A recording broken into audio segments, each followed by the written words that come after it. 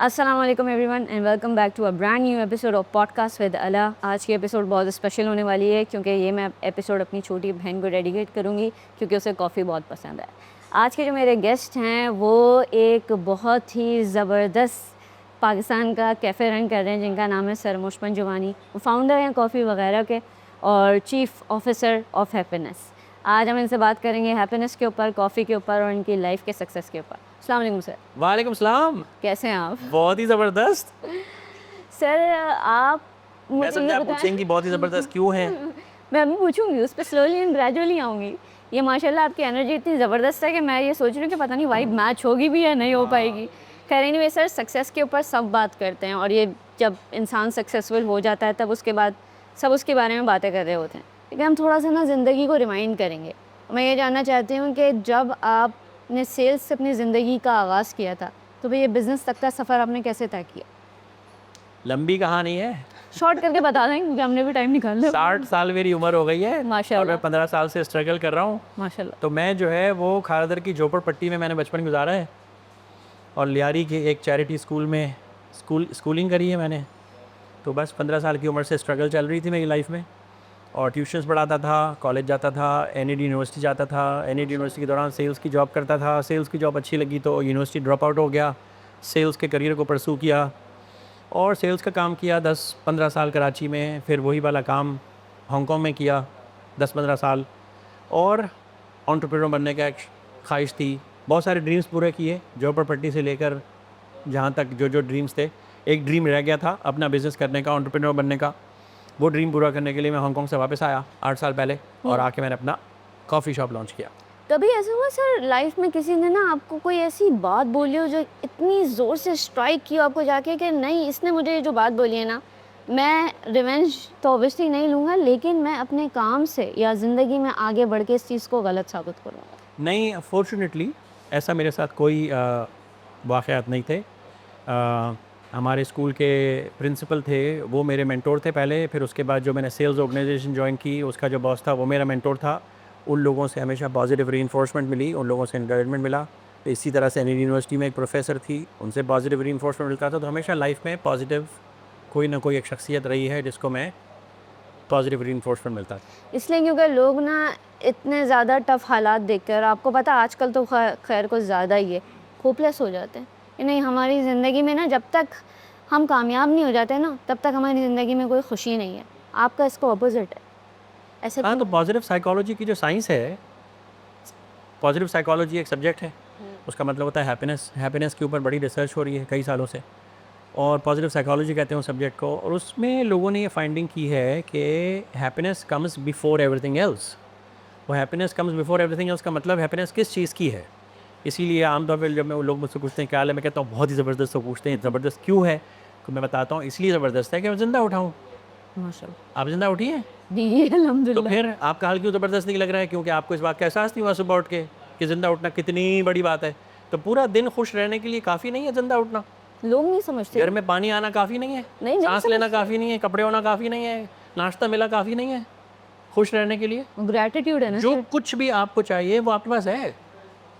घर है, अल्हम्दुलिल्लाह। फैमिली है, घर में कमरा है, घर में बिजली है, इंटरनेट है, चाय बन रही है घर में, फ्रिज भी होगा, फ्रिज में खाना भी होगा, थोड़े बहुत पैसे भी होंगे, काम भी है करने को। जो कुछ आपको चाहिए खुश रहने के लिए वो सब कुछ आपके पास अभी इस वक्त मौजूद है।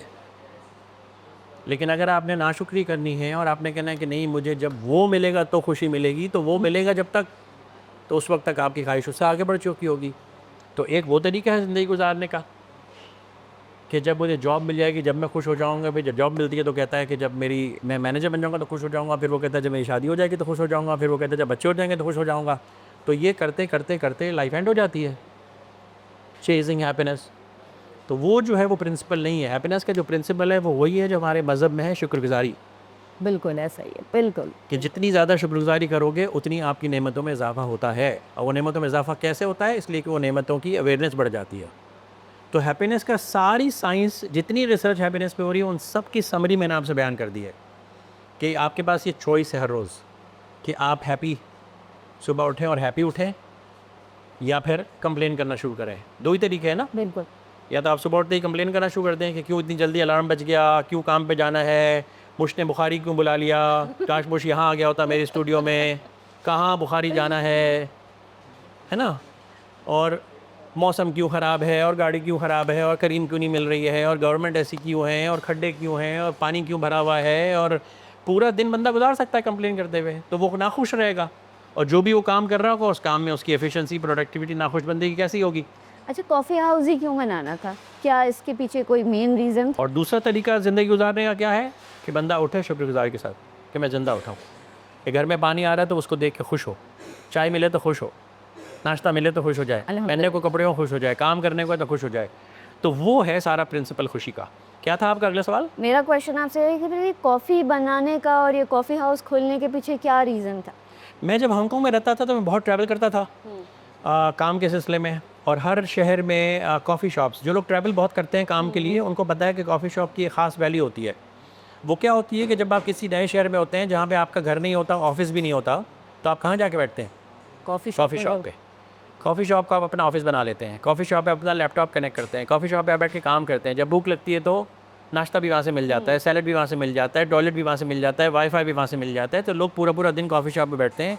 मीटिंग करनी होती है किसी से तो कहते हैं मैं फ़लाने कॉफ़ी शॉप पे मिलूँगा, लोग वहाँ के आके मीटिंग करते हैं। तो काम करना, मीटिंग करना, लोगों से कनेक्ट करना, खाना पीना, पूरा दिन स्पेंड होता है। कॉफ़ी शॉप की एक चीज़ होती है, दुनिया भर में बहुत कॉमन था। अब पाकिस्तान में ये कॉन्सेप्ट 7 साल पहले जब हमने कॉफ़ी शॉप खोला पहला, तो उस वक्त ये कॉन्सेप्ट था ही नहीं पाकिस्तान में। तो जब मैंने पाकिस्तान ट्रैवल करना शुरू किया 2016 और 17 में, तो मैंने रियलाइज़ किया कि यहाँ पे वो सीन ही नहीं है कॉफ़ी शॉप वाला जहाँ पे बंदा लैपटॉप लेके बैठ सके। रेस्टोरेंट्स तो बहुत थे लेकिन वहाँ पे वो कॉफ़ी शॉप वाले नहीं थे। रेस्टोरेंट का काम ही होता है कि खाना खाओ और बाहर निकलो। यस। कॉफ़ी शॉप का काम ही होता है कि चिल करो, जितनी देर बैठना है बैठो। तो लोगों को ये ख्याल था कि पाकिस्तान में कॉफ़ी शॉप नहीं चलेगा क्योंकि पाकिस्तान में चाय का ढाबा होता है। रिस्क है ना यहाँ पर। तो चाय के ढाबे पे लोग बैठते हैं या तो रेस्टोरेंट में जाके बैठते हैं। बीच में कॉफ़ी शॉप का तो कोई सीन ही नहीं है क्योंकि लोग कॉफ़ी नहीं पीते। बिल्कुल है। मेरा ये मानना था कि कॉफ़ी शॉप पाकिस्तान में भी उसी तरह चलेगा जिस तरह पूरी दुनिया में चलता है। बिल्कुल। क्योंकि चाय के ढाबे पे आप लैपटॉप लेके नहीं बैठ सकते, चाय पे ढाबे पे आपके पास पावर सॉकेट नहीं होता, वाईफाई नहीं होता, टॉयलेट नहीं होता, फीमेल्स वहाँ पे कंफर्टेबल नहीं होती हैं। तो इसीलिए चाय का ढाबे की एक अलग जगह है और कॉफ़ी शॉप की एक बिल्कुल ही अलग जगह है। तो ये कॉन्सेप्ट था कॉफ़ी शॉप के पीछे। अब पाकिस्तान में उसका बहुत बड़ा पोटेंशियल था और अभी भी है। और हमने कराची का पहला कॉफ़ी शॉप लॉन्च किया था 8 साल पहले। अच्छा। पहला कॉफ़ी शॉप की definition no kitchen, no cooking, no restaurant, just coffee. जहाँ पे बंदा कॉफ़ी ले, स्नैक्स ले और बैठे, लैपटॉप लगाए, काम करे, टॉयलेट यूज़ करे, पानी पिए। आपको सबसे ज़्यादा सपोर्ट किसने की है इस पूरी जर्नी में? मेरी wife Salma is the biggest inspiration my life, biggest motivation my life, my best friend, my biggest support. और कितनी एज में आपकी शादी हो गई? लाइफ पार्टनर जो है वो होते इसीलिए हैं बिल्कुल। कि वो एक दूसरे को सपोर्ट करे। लेकिन आपकी शादी किस एज में हो गई थी? 20 साल। तो उन्होंने During this process. हाँ, हमें 40 साल हो गए अभी। रिसेंटली हमने 40th एनिवर्सरी कंप्लीट की अपनी। माशाल्लाह 40 इयर्स में आपका माशाल्लाह से एनर्जी लेवल वही है। इसका सीक्रेट क्या है? एनर्जी लेवल का सीक्रेट तो हैप्पीनेस होता है ना। हैप्पीनेस। बंदा जब सुबह ज़िंदा उठता है ये सोच के कि खुशकिस्मत हूँ मैं, तो ज़िंदा उठना काफ़ी है हैप्पी रहने के लिए। और हैप्पी इंसान होता है, एनर्जी लेवल उसका बेहतर होता है। दूसरा जो एनर्जी का सीक्रेट होता है वो बंदा कि जो अपने ड्रीम्स और गोल्स पे फोकस्ड रहता है, उस ड्रीम्स और गोल्स से उसको एनर्जी मिलती है। मेरी आज की एनर्जी क्या है कि आज मुझे जो है वो शॉर्ट्सअप वालों से मेरी मीटिंग थी। ये सोच के एनर्जी मिली कि शॉर्ट्सअप वालों से मिलना है, अल्लाह से मिलना है, पॉडकास्ट करना है। ये सारी पॉजिटिव चीज़ें हैं। इस पॉजिटिव चीज़ों से मुझे एनर्जी मिलेगी तो मेरी एनर्जी मिलेगी उन लोगों को जो मुझसे मिलने आ रहे हैं। जो यंग लोग हैं जो इस वक्त आपको देख रही है यूथ, और वो कहते हैं कि हम क्या करें अपनी लाइफ में, बिजनेस शुरू करें या जॉब करें, उनको क्या मैसेज दें? यंग लोगों के लिए मैसेज ये है कि सुबह उठ जाया करो। सबसे पहले तो जो सुबह उठना ही नहीं है जिसको, तो वो क्या करने वाला लाइफ में। इंटरव्यू के लिए हम लोगों को सुबह 8 बजे इसलिए बुलाते हैं ताकि हमें पता चल जाए कि 8 बजे इंटरव्यू पे वो आएगा तो 8 बजे नौकरी पे आएगा ना। तो क्या होता है पता है आपको? कितने % लोग आते हैं 8 बजे इंटरव्यू पे? ज़ीरो। Absolutely zero. 10 लोगों को अगर हम 8 बजे इंटरव्यू पे बुलाते हैं तो उस 10 में से एक बंदा भी नहीं आ सकता 8 बजे इंटरव्यू पे। एक बंदा पूरे कराची में। Oh my God. ये मैं आपको पिछले 8 साल का एक्सपीरियंस बता रहा हूँ। क्यों? रात भर जागना है, दिन भर सोना है। वक्त की कदर। 12 बजे उनका दिन होता है। कहते हैं अरे 8 बजे बुला लिया। और फिर बहाने कैसे होते हैं? आज बाइक ख़राब है, आज बाइक पंक्चर है, आज ये है, आज मैं बीमार हूँ। 12-1 बजे उनकी कॉल आना शुरू होती है। अच्छा। तो इस आवाम से तो मैं बड़ा परेशान हूँ। पहले मैं बड़ा पोलाइटली उनको मैसेज दिया करता था, ड्रीम्स देखो, एम्बिशन रखो, ये करो, नौकरी बजाओ। अब तो मैं सिर्फ एक ही मशवरा दे रहा हूँ कि भाई टाइम पे सो, सुबह टाइम पे उठो, तो ज़िंदगी सही होगी ना। पहला स्टेप उठना तो शुरू करो सुबह। लेकिन आप ये देखेंगे आपकी और मेरी जब बात हुई तो मैंने आपसे क्या बोला था, सर मैं आपको ऑन टाइम मिलूंगी, और मैं भी इसी चीज़ पे सबसे हाँ, ज़्यादा बात आपको 8 करती बजे हूँ। बुलाया होता ना, मैंने तो पता चलता। नहीं सर, आ जाती मैं आ जाती। आप मुझे 8 नहीं, आपकी बात नहीं हो रही है। आपने कहा जो यूथ है ना, मैं यूथ की बात कर रहा हूँ जी, कि आजकल की यूथ क्या करती है, टेलीफोन पर गुजारती है रात, और दिन भर सो के गुजारती है, और दोपहर के बाद उठ के सोचते हैं कि अब क्या करें। और ये भी सोचते हैं कि भाई जल्दी से जो है ना हम सक्सेसफुल हो जाएं, और हमें जो है ना कुछ करना भी ना पड़े, पैसे आने चाहिए बस। उनको जो है वो माँ बाप पैसे दे के बिगाड़ रहे हैं। तो माँ बाप के लिए मशवरा है कि जैसे ही आपका बच्चा 15-16 साल का हो, उसकी पॉकेट मनी बंद करें और उससे बोलें जाओ पैसा कमाओ अपना।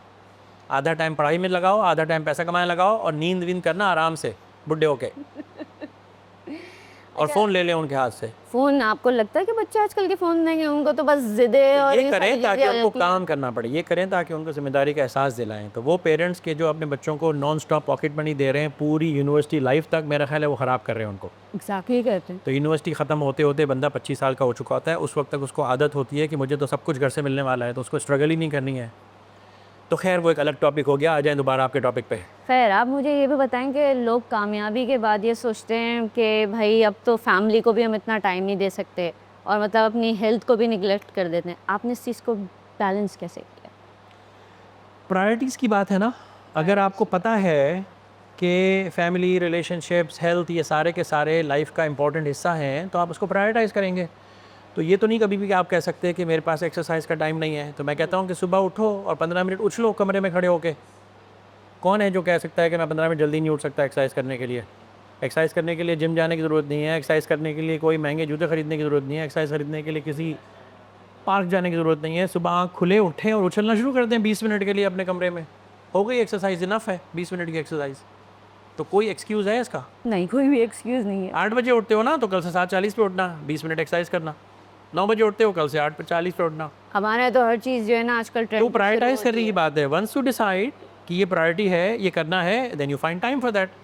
रिलेशनशिप्स का भी ऐसा ही है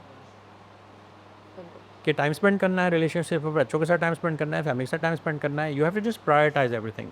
एक फेज़ ऐसा आता है मेरी लाइफ में, वो फर्स्ट ईयर था कॉफ़ी वगैरह का, जब मैंने सारी प्रायोरिटीज़ को साइड पे रख के 24 घंटा इसी पे फोकस करना था। लेकिन उसमें भी मैं बीच में ब्रेक लेके स्विमिंग पे चला जाता था, ब्रेक लेके फैमिली के साथ डिनर पे चला जाता था, फिर वापस काम पे आ जाता था।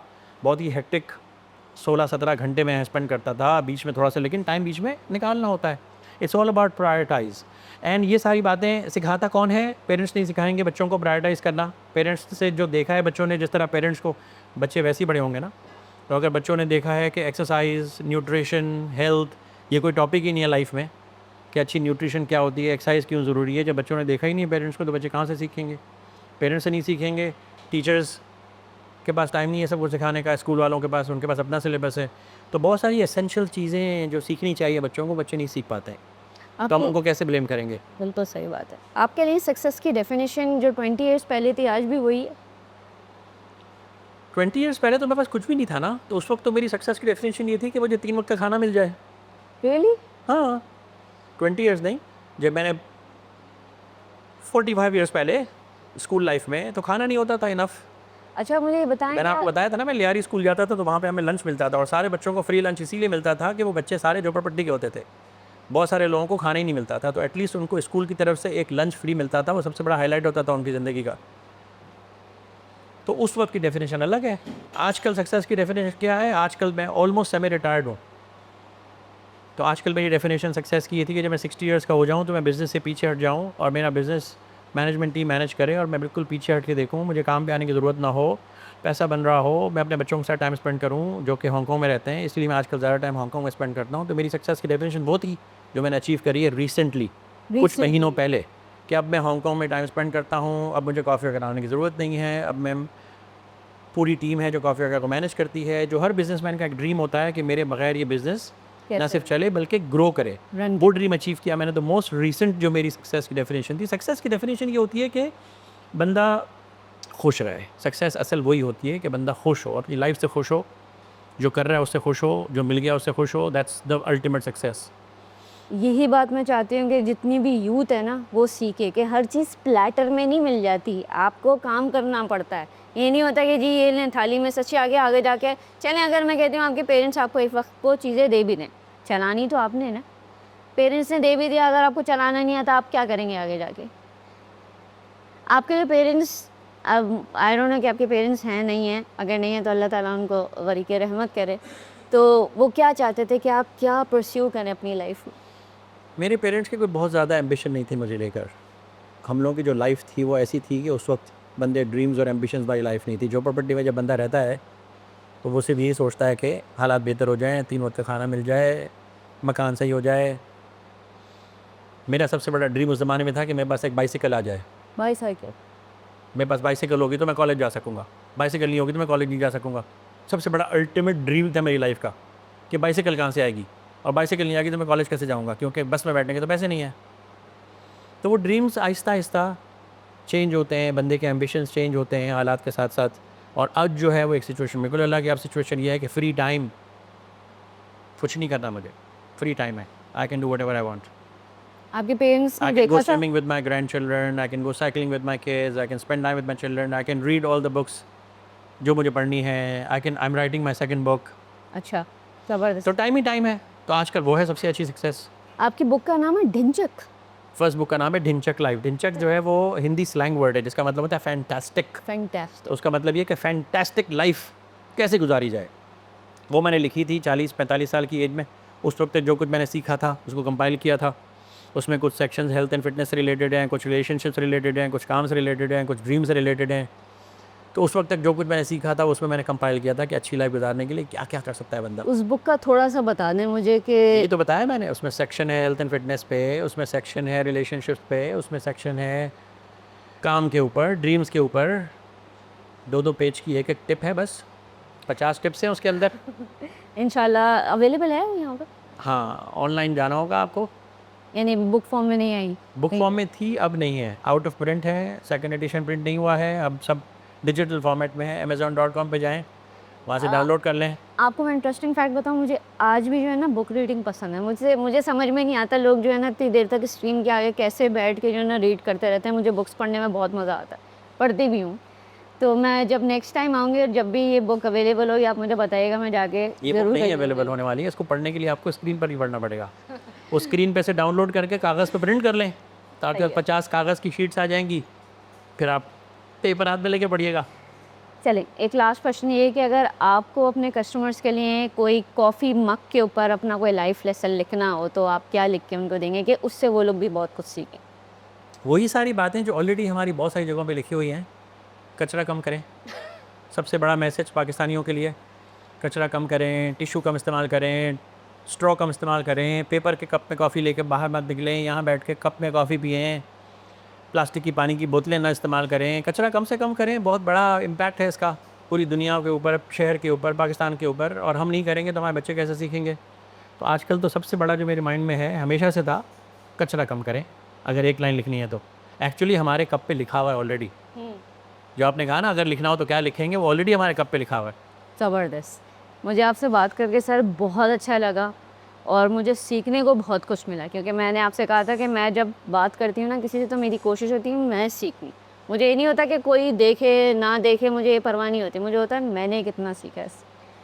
एंड में कोई मैसेज अलग से देना चाहते हैं ऑडियंस को तो वो भी दे दें। कौन है आपकी ऑडियंस? बच्चे हैं, बड़े हैं, बूढ़े हैं? मिक्स हैं, आपके जितने भी हैं, ये यंगस्टर्स भी सबसे हैं। इम्पोर्टेंट वही है कि अपनी लाइफ में शुक्रगुजारी करना शुरू करें, शिकायतें कम करें, लाइफ में शुक्रगुजारी ज़्यादा करें।